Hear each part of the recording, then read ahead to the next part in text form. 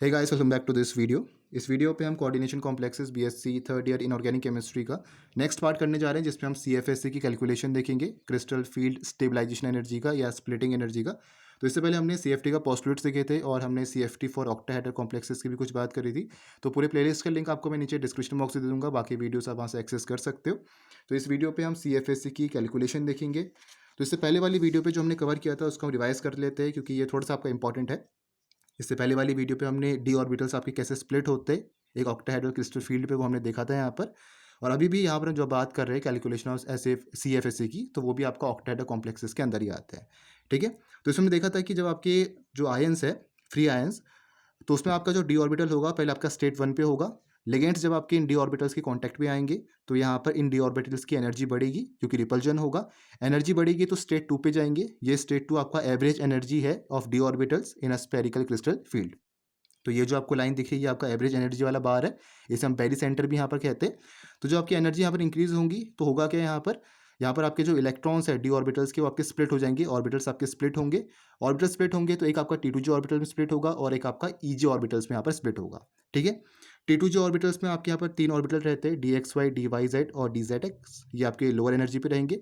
और EG orbitals में आपके यहाँ पर 2 इलेक्ट्रॉन्स रहते हैं, दैट इज DX2Y2 और DZ2।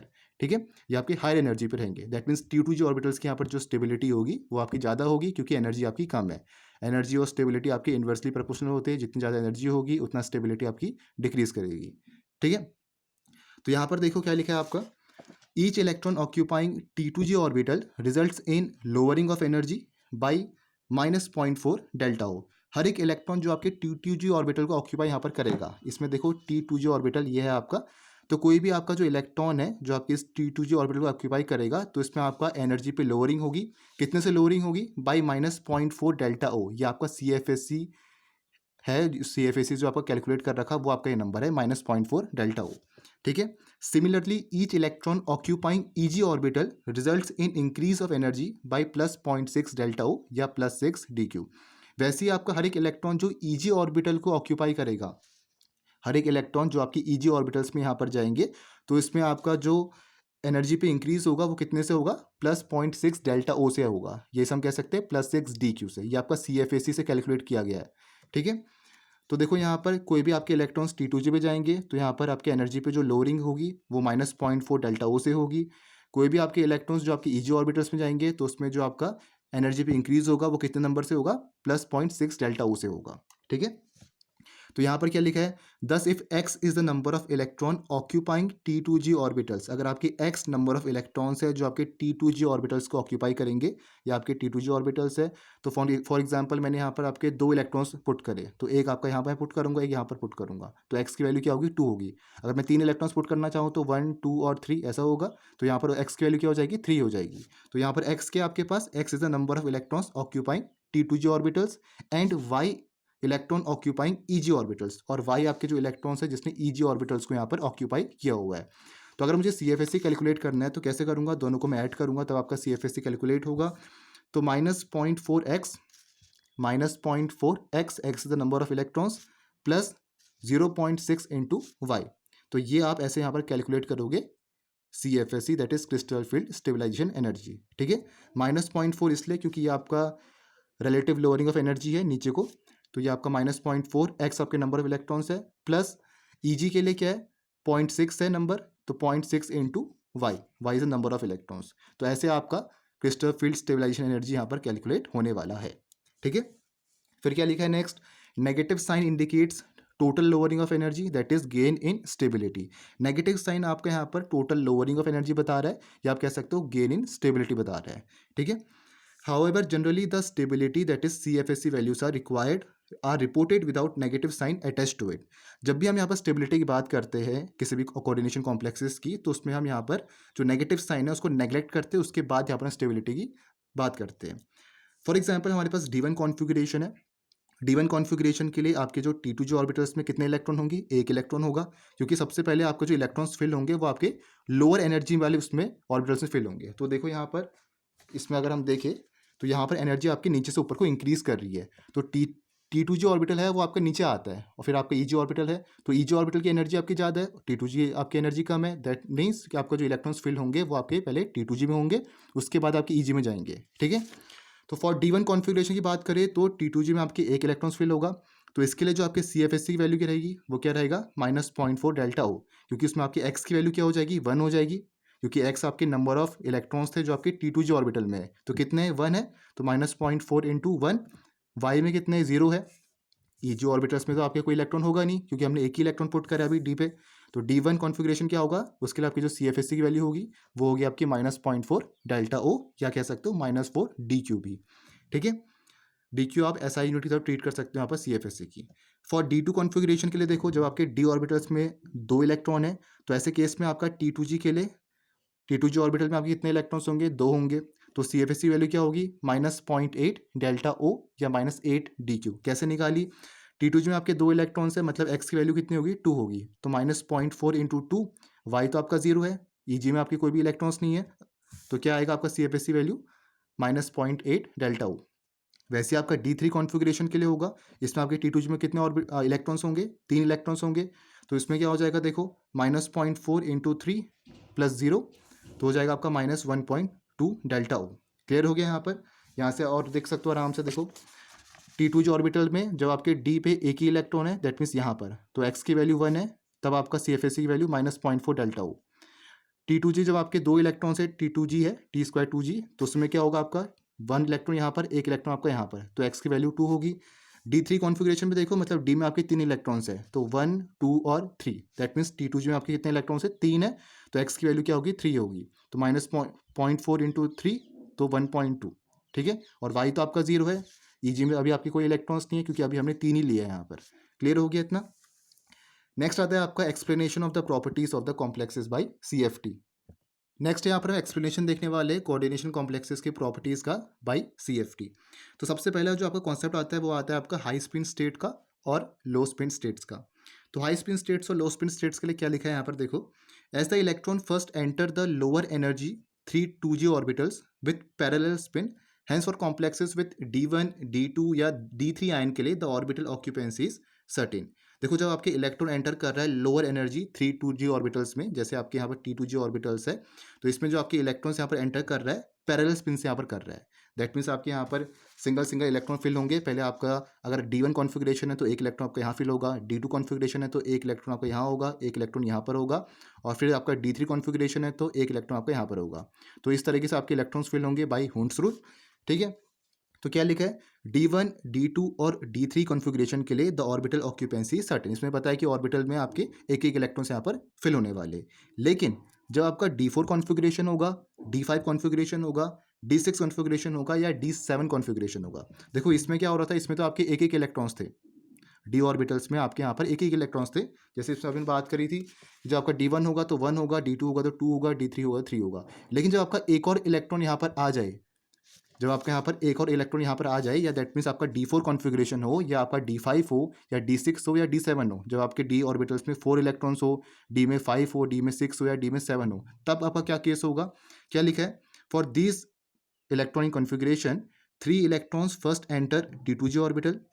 ऐसे केस में क्या होगा, पहले आपके 3 इलेक्ट्रॉन्स कहाँ पर फिल होंगे, T2G ऑर्बिटल्स में फिल होंगे। ये तो आपका क्लियर होगा, पक्का ऐसे ही रहेगा, ठीक है, क्योंकि एनर्जी आपकी T2G ऑर्बिटल्स की कम है EG से, तो सबसे पहले आपके जो इलेक्ट्रॉन्स फिल होंगे वो तो आपके T2G में ही होंगे। पहले 3 इलेक्ट्रॉन्स आपके T2G ऑर्बिटल्स में ही फिल होने वाले हैं, ठीक है। तो 3 इलेक्ट्रॉन्स पहले आपके यहाँ पर फिल हो गए, 4th इलेक्ट्रॉन आपका T2G में भी जा सकता है और EG में भी जा सकता है। तो क्या लिखा है देखो, 3 electron first enter T2G orbitals with parallel spin. पहले आपके यहाँ पर 3 जो इलेक्ट्रॉन्स है वो आपके पैरेलल स्पिन से T2G ऑर्बिटल्स फिल होंगे, बट द रिमेनिंग में pair up in the T2G orbitals और में एंटर EG ऑर्बिटल। तो जो आपके 4th इलेक्ट्रॉन है वो आपका यहाँ पर T2G ऑर्बिटल में पेयर हो सकता है या आपका EG ऑर्बिटल में भी यहाँ पर जंप कर सकता है। तो ये हमें यहाँ पर देखना है, इसी का जो आपका डिफरेंस रहता है हाई स्पिन स्टेट और लो स्पिन स्टेट में, वो अभी यहाँ पर हम पढ़ेंगे। तो क्या लिखा है देखो, तीन आपके इलेक्ट्रॉन तो एंटर करेंगे T2G में with parallel spin, but remaining में pair up in the T2G orbital और में एंटर EG ऑर्बिटल। फिर क्या लिखा है, giving rise to the low spin complex in the former case और high spin complex in the latter case. मतलब क्या है कि जब आपके यहाँ पर इलेक्ट्रॉन्स पेयर अप कर जाएंगे T2G ऑर्बिटल में, दैट मीन्स यहाँ पर आपके जो इलेक्ट्रॉन्स है, जैसे यहाँ पर देखो D4 कॉन्फ़िगरेशन में क्या हो रहा, आपके 3 इलेक्ट्रॉन तो फिल हो गए, फोर्थ इलेक्ट्रॉन आपका वापस T2G में चले गया, जो आपका चौथा इलेक्ट्रॉन था वो आपका वापस T2G में चले गया।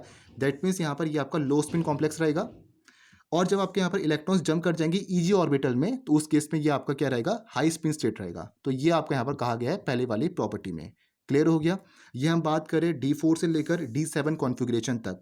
D3 तक हमें कोई यहाँ पर प्रॉब्लम नहीं थी, क्योंकि आपके यहाँ पर क्या थे, 3 ही इलेक्ट्रॉन्स थे D में, तो वहाँ तक तो आपका क्लियर है। सबसे पहले आपका T2G ऑर्बिटल्स में इलेक्ट्रॉन्स फिल होंगे, 3 इलेक्ट्रॉन्स आपके फिल हो गए। जो आपका फोर्थ इलेक्ट्रॉन है वो आपका यहाँ पर जंप कर सकता है EG में भी, या आपका T2G में भी वहाँ पर पेयर कर सकता है। वो डिपेंड करेगा कि आपका यहाँ पर हाई स्पिन स्टेट है या आपका लो स्पिन स्टेट है। लो स्पिन स्टेट होगा तो आपके पेयर अप हो जाएंगे, हाई स्पिन स्टेट होगा तो आपकी पेयरिंग नहीं होगी, वो आपके जंप कर जाएंगे EG ऑर्बिटल पे।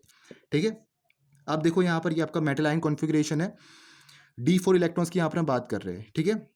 तो ये आपका यहाँ पर लो स्पिन स्टेट है, या इसे कह सकते हो स्ट्रॉन्ग लिगेंड फील्ड है। ठीक है। लो स्पिन स्टेट मतलब आपका जो लिगेंड है वो आपका एक स्ट्रॉन्ग फील्ड लिगेंड है। तो इसमें आपके कौन से 2 ऑर्बिटल्स होंगे, एक आपका T2G ऑर्बिटल है, एक आपका EG ऑर्बिटल है। तो 3 इलेक्ट्रॉन्स तो आपके T2G ऑर्बिटल में फिल हो गए, फोर्थ इलेक्ट्रॉन इसमें आपको कहा गया इसी T2G में आपका पेयर अप हो गया। ठीक है। और EG आपका यहाँ पर अभी खाली है। तो इसके लिए जो हम CFSE निकालेंगे तो क्या रहेगा, 4 आपकी x की वैल्यू होगी, x = 4 हो गया, क्योंकि 4 इलेक्ट्रॉन्स आपके T2G में। 4 × -0.4 प्लस 0, क्योंकि EG अभी आपका क्या यहाँ पर 0 है, तो y की वैल्यू 0 है, तो 4 × -0.4। दैट मीन्स यहाँ पर जो हम CFSE की वैल्यू कैलकुलेट कर रहे हैं, यहाँ पर हम ये फॉर्मूले से यहाँ पर कैलकुलेट कर रहे हैं। तो यहाँ पर देखो x की वैल्यू क्या है, अभी आपकी 4 है, अभी हम D4 कॉन्फ़िगरेशन की बात कर रहे हैं, तो x की वैल्यू 4 है, तो -0.4 × 4 प्लस 0। क्लियर हो गया। अब देखो क्या आएगा आपका यहाँ पर -1.6। लेकिन जब मैं बात करता हूँ हाई स्पिन स्टेट की, जब आपका जो लिगेंड है वो आपका एक वीक फील्ड लिगेंड है, तो ऐसे केस में क्या हो रहा, जो आपका फोर्थ इलेक्ट्रॉन है वो आपका जंप कर रहा है कहाँ पर, EG ऑर्बिटल में आपका यहाँ पर जंप करेगा। तो ऐसे केस में जो आपकी CFSE वैल्यू होगी वो क्या रहेगी, 3 × -0.4 प्लस 0.6। इस बार आपका EG ऑर्बिटल में एक इलेक्ट्रॉन है, तो y की वैल्यू हो गई 1, तो इसमें जो आपका CFSE की वैल्यू आएगी वो आएगी -0.6। सिमिलर केस है D5 कॉन्फ़िगरेशन का। इसमें भी देखो जो आपका फिफ्थ इलेक्ट्रॉन है वो आपका फिल हो रखा है T2G ऑर्बिटल पे। दैट मीन्स यहाँ पर जो आपकी CFSE की वैल्यू होगी वो आपकी आएगी -2.0। 5 आपके इलेक्ट्रॉन्स है, तो x की वैल्यू 5 है, तो 5 × -0.4 -2.0, EG आपका 0 है, तो y की वैल्यू यहाँ पर 0 आएगी। ठीक है। हाई स्पिन स्टेट की जब हम बात करेंगे, जब आपका लिगेंड यहाँ पर वीक फील्ड लिगेंड होगा, तो ऐसे केस में जो आपका फोर्थ इलेक्ट्रॉन होगा और जो फिफ्थ इलेक्ट्रॉन होगा वो आपके यहाँ पर EG ऑर्बिटल्स में फिल होंगे। जैसे में आप इसमें आपका D4 में क्या था, इसमें आपका जो फोर्थ इलेक्ट्रॉन क्या है वो आपका EG में गया, तो इसमें आपका फिफ्थ इलेक्ट्रॉन कहाँ पर जाएगा, वापस आपका EG में जाएगा। ठीक है। तो ये आपका होता है हाई स्पिन स्टेट के केस में। तो ऐसे केस में जो आपके यहाँ पर वैल्यूज है, इलेक्ट्रॉन्स है जो आपके यहाँ पर T2G में, वो आपके 3 रहेंगे, तो x की वैल्यू 3 है, 3 × -0.4 प्लस EG में कितने रहेंगे, 2 इलेक्ट्रॉन्स रहेंगे, तो 2 × 0.6, तो क्या वैल्यू क्या आ गई आपकी 0.0। दैट मीन्स ये आपके यहाँ पर CFSE वैल्यू रहेगा for D5 configuration in the case of high spin state या weak field ligand. Again D6 configuration है, इसमें आपके अगेन 2 ऑर्बिटल्स है T2G और EG। तो इसमें आपका T2G में सभी फिल हो गए, क्योंकि आपका एक वीक फील्ड लिगेंड है, लो स्पिन स्टेट है। तो ऐसे केस में आपका T2G की जो आपकी x की वैल्यू आपकी 6 रहेगी और EG आपका 0 रहेगा, तो वैल्यू आई है CFSE की -2.4। ठीक है। इसमें आपकी पेयरिंग नहीं हो पाएगी क्योंकि ये आपका हाई स्पिन स्टेट है, तो ऐसे केस में जो आपके CFSE की वैल्यू रहेगी वो -0.4 रहेगा। D7 के केस में आपका यहाँ पर क्या रहेगा, 4 6, ये आपका टोटल T2G फिल हो गए, और जो 7th इलेक्ट्रॉन आपका फिल होगा वो आपका EG पे जाएगा। इसमें आपको ध्यान देना है, T2G में देखो पहले आपके 1 2 3 इलेक्ट्रॉन्स फिल होंगे, ये आपका लो स्पिन स्टेट है, तो वापस जो आपका फोर्थ इलेक्ट्रॉन जाएगा वो आपका पेयर अप हो जाएगा T2G में ही। तो एक इलेक्ट्रॉन आपका यहाँ पर जाएगा, फिर आपका यहाँ पर जाएगा, फिर आपका यहाँ पर जाएगा, 6 इलेक्ट्रॉन्स फिल हो गए, आपको स्पेस आपका नहीं बचा, तो अब वो आपका जंप करेगा EG ऑर्बिटल पे। ठीक है। तो ऐसे केस में आपका EG में जो y की वैल्यू होगी वो आपकी 1 हो जाएगी। कैलकुलेट करोगे CFSE के फॉर्मूले से तो आपका -1.8 आएगा। ठीक है। इसमें क्या होगा देखो, इसमें आपका 1 2 3 पहले हमने T2G में फिल करे, फिर हम गए यहाँ पर EG ऑर्बिटल पे, फिर आपके 2 इलेक्ट्रॉन्स यहाँ पर फिल हुए, फिर हम आए वापस यहाँ पर, तो वापस आपका यहाँ पर जाएगा। क्लियर हो गया। देखो D7 पे आपको ध्यान से देखना है हाई स्पिन स्टेट में, यहाँ पर आपके 3 इलेक्ट्रॉन्स फिल होंगे पहले। ठीक है। फिर आपके वापस यहाँ पर जाएंगे 1 2, देन आपके पास यहाँ पर 2 EG में चले जाएंगे। तो ये आपका यहाँ पर D7 कॉन्फ़िगरेशन रहेगा फॉर हाई स्पिन स्टेट। तो इसके लिए जो वैल्यू आएगी आपकी CFSE की वो -0.8 आने वाली है। देन लिखा है आपका D8 to D10 configuration, it can have only one possible arrangement and hence fixed CFSE value. D8 और D10 configuration के लिए आपके यहाँ पर एक पॉसिबल अरेंजमेंट रहेगा और इनकी एक fixed SFSE value CFSE value यहाँ पर रहेगी. D8 कॉन्फ़िगरेशन की बात करोगे तो उस केस में क्या होगा, T2J ऑर्बिटल में तो सभी फिल हो जाएंगे. D8 है मतलब D में आपके 8 इलेक्ट्रॉन्स है, तो T2J में तो सभी फिल हो जाएंगे आपके, और बाकी जो आपके EG में जाएंगे वो आपके एक एक इलेक्ट्रॉन यहाँ पर EG पे जाएगा. तो ऐसे के लिए CFSE वैल्यू आपकी आएगी कैलकुलेट करके -1.2. D9 कॉन्फ़िगरेशन करोगे तो इसमें क्या होगा, T2J में 6 तो होंगे और EJ में कितने जाएंगे, 3 जाएंगे. तो ऐसे केस में जो आपकी CFSE वैल्यू आ रखी है वो है -0.6. D10 की बात करोगे तो T2J में 6, EJ में 4, तो यहाँ पर कितना है, 0. इसके लिए CFSE वैल्यू आपकी यहाँ पर 0 है. क्लियर हो गया. हमने यहाँ पर D1 से लेकर D10 की यहाँ पर बात कर रखी है. इसको ध्यान से आप देखना, ये आपके लो स्पिन स्टेट होते हैं, स्ट्रॉन्ग फील्ड लिगेंड, इसमें आपके T2J ऑर्बिटल्स की पेयरिंग हो जाती है. और ये आपके वीक फील्ड लिगेंड होते हैं, इसमें आपके T2J ऑर्बिटल्स की पेयरिंग नहीं होती है. इसमें आपके जो फोर्थ इलेक्ट्रॉन है, जो आपके यहाँ पर फिफ्थ इलेक्ट्रॉन है, सिक्स्थ इलेक्ट्रॉन है और सेवंथ इलेक्ट्रॉन है, वो आपका जंप करेगा कहाँ पर, EG ऑर्बिटल पे. ठीक है. नेक्स्ट देखो क्या लिखा है आपका, the electronic configuration of any given complex is the one that is more stable. तो इतने जो आपको यहाँ पर कॉन्फ़िगरेशन दिख रहे हैं यहाँ पर लो स्पिन स्टेट में या हाई स्पिन स्टेट में, तो इसमें जो आपका इलेक्ट्रॉनिक कन्फिग्रेशन होगा किसी भी कोऑर्डिनेशन कॉम्प्लेक्स का, वो आपका क्या रहेगा, जो सबसे ज़्यादा स्टेबल है, जो मोस्ट स्टेबल होगा, जिसमें एनर्जी कम रहेगी, वो आपका सबसे ज़्यादा यहाँ पर स्टेबल रहने वाला है. वहीं आपका इलेक्ट्रॉनिक कन्फिग्रेशन यहाँ पर होगा किसी भी कोऑर्डिनेशन कॉम्प्लेक्स का. तो क्या लिखा है, for each spin state the relative stability is a balance of the two opposing effect. हर एक स्पिन स्टेट के लिए, अगर हम लो स्पिन स्टेट की बात करें या हाई स्पिन स्टेट की बात करें, तो यहाँ पर जो आपकी स्टेबिलिटी है वो आपका बैलेंस है दो अपोजिंग इफेक्ट का. किस तरीके से, the low spin state has a many of its electron in low energy orbital which is a stabilising effect, but many of its electron have paired spin which is a destabilising effect. जब हम बात करें यहाँ पर लो spin state की, तो इसके लिए क्या लिखा है, it has many of its electron in low energy orbital.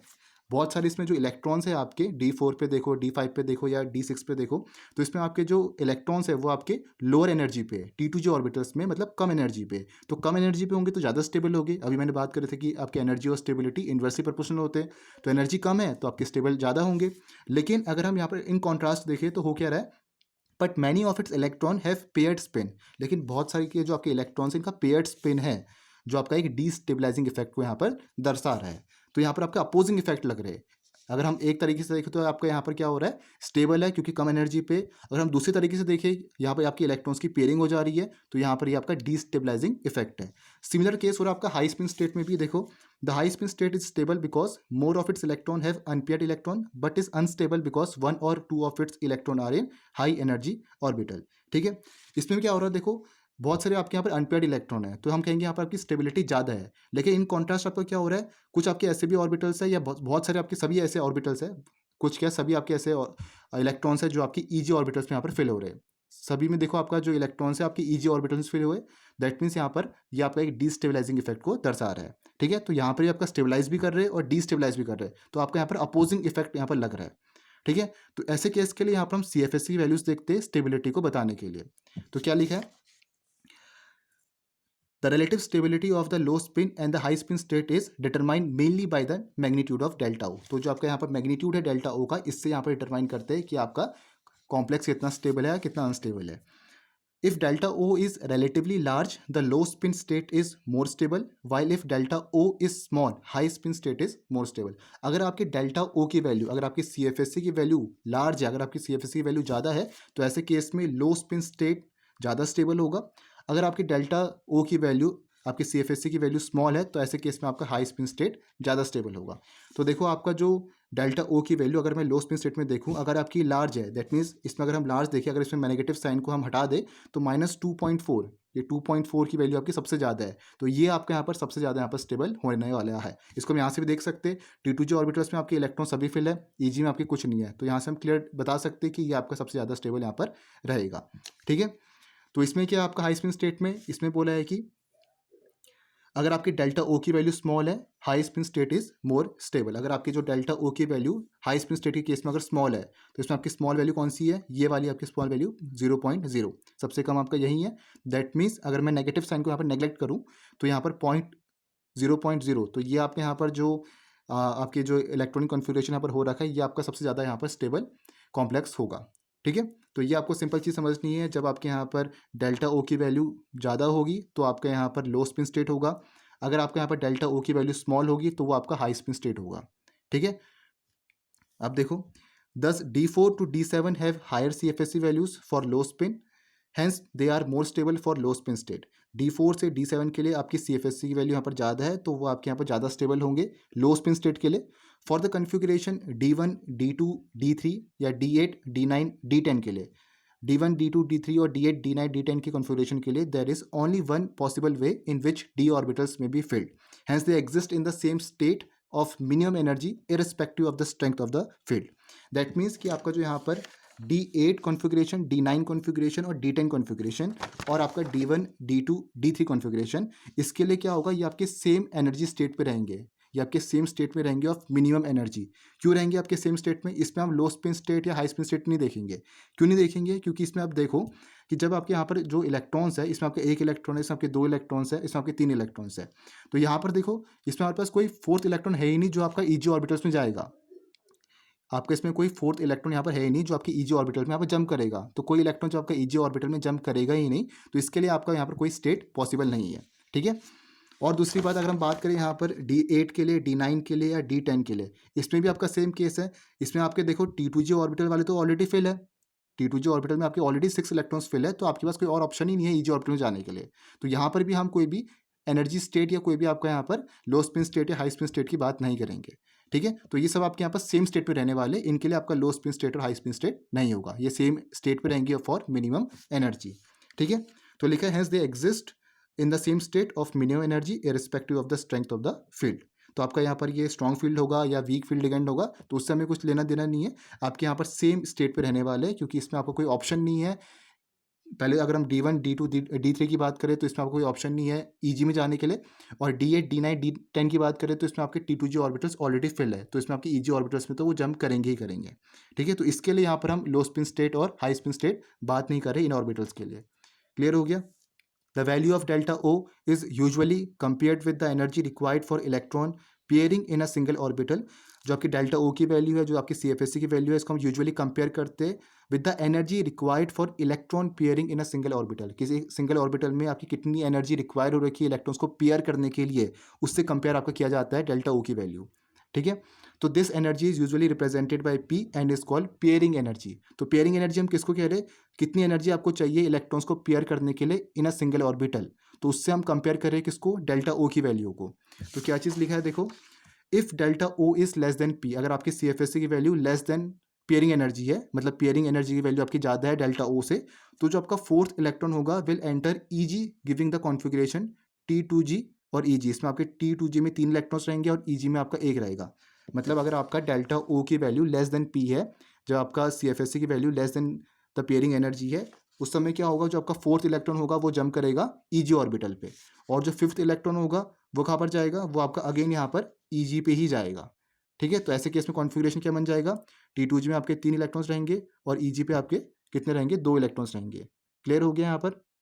कब होगा ये केस? जब आपका डेल्टा O की वैल्यू लेस देन P है, जब आपके यहाँ पर पेयरिंग एनर्जी ज़्यादा है देन द CFSE वैल्यू, तब आपका यहाँ पर ये केस होने वाला है। तब आपका फोर्थ फिफ्थ इलेक्ट्रॉन कहाँ जाने वाले हैं? हाई स्पिन स्टेट आपका ये बनेगा, और आपके यहाँ पर EG ऑर्बिटल्स में यहाँ पर फिल होंगे।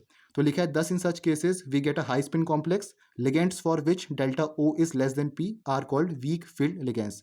तो जब आपके यहाँ पर डेल्टा O की वैल्यू पेयरिंग एनर्जी से कम होगी, तो उस वक्त आपका ये हाई स्पिन स्टेट होगा, और जो आपका लिगेंड होगा वो आपका एक वीक फील्ड लिगेंड होगा। ऐसे केस में जो आपके इलेक्ट्रॉन्स हैं वो आपकी EG ऑर्बिटल्स फिल करेंगे, जब आपका फोर्थ इलेक्ट्रॉन फिफ्थ इलेक्ट्रॉन ये सब आपके यहाँ पर EG इलेक्ट्रॉन से फिल करने वाले हैं। ठीक है। नेक्स्ट क्या, जब आपका डेल्टा O की वैल्यू ग्रेटर देन P है, जब आपका CFSE की वैल्यू पेयरिंग एनर्जी से ज़्यादा हो जाएगी, तो ऐसे केस में अप टू D6 आयंस तक आपका क्या होगा? Pairing will occur in the T2G orbital and EG orbitals will remain vacant. तो ऐसे केस में आपकी जो पेयरिंग होगी वो किस में अकर होगी? T2G ऑर्बिटल में अकर होगी। ऐसे केस में ये आपके जंप नहीं करेंगे EG ऑर्बिटल्स में, जो आपका फोर्थ इलेक्ट्रॉन है वो आपका T2G ऑर्बिटल में ही पेयर कर जाएगा। ठीक है। कहाँ तक होगा? ये D6 तक होगा, क्योंकि D7 में तो आपका ये सभी फिल हो जाएंगे, तो EG के अलावा कोई ऑप्शन यहाँ पर रहेगा नहीं जंप करने के लिए। तो D6 तक आपका यहाँ पर क्या होगा? पेयरिंग होगी। तो ऐसे केस में क्या होगा? 10 in such cases we get low spin complexes. ऐसे केस में हमें लो स्पिन कॉम्प्लेक्स मिलेंगे, और जो आपका लिगेंड होगा वो आपका एक स्ट्रॉन्ग फील्ड लिगेंड होगा। तो इंपॉर्टेंट है जब हम इसको पेयरिंग एनर्जी से यहाँ पर कंपेयर कर रहे हैं। तो क्या लिखा, अगर हम सम अप करें पूरी चीज़ें फॉर ऑक्टाहेड्रल कॉम्प्लेक्सेस के लिए, तो स्ट्रॉन्ग फील्ड लिगेंड के लिए आपका यहाँ पर हाई डेल्टा ओ की वैल्यू रहती है। जब आपका स्ट्रॉन्ग फील्ड लिगेंड होगा तो आपका जो CFSC की वैल्यू रहेगी वो आपकी बहुत ज़्यादा रहेगी। ऐसे केस में आपका लो स्पिन कॉम्प्लेक्स होगा। और जब आपका वीक फील्ड लिगेंड होगा तो ऐसे केस में आपका लो डेल्टा ओ की वैल्यू रहेगी, दैट मीन CFSC की वैल्यू आपकी कम रहेगी वीक फील्ड लिगेंड्स के केस में, और उस वक्त आपका हाई स्पिन कॉम्प्लेक्स होने वाला है। तो ये पूरा आपका समराइज इसको हम कर रहे हैं फॉर ऑक्टाहेड्रल कॉम्प्लेक्सेस के लिए। ठीक है, कुछ आपके पॉइंट यहाँ पर मिस आउट हो गए हैं तो उसको बता सकते हो। नेक्स्ट वीडियो पे यहाँ पर हम मैग्नेटिज्म और कलर के बारे में पढ़ेंगे फॉर ऑक्टाहेड्रल कॉम्प्लेक्सेस, फिर हम स्क्वायर पैटर्न कॉम्प्लेक्सेस में यहाँ पर जाएंगे। ठीक है, तो hope you like this video, मिलते हैं नेक्स्ट वीडियो पे। Thank you for watching this video.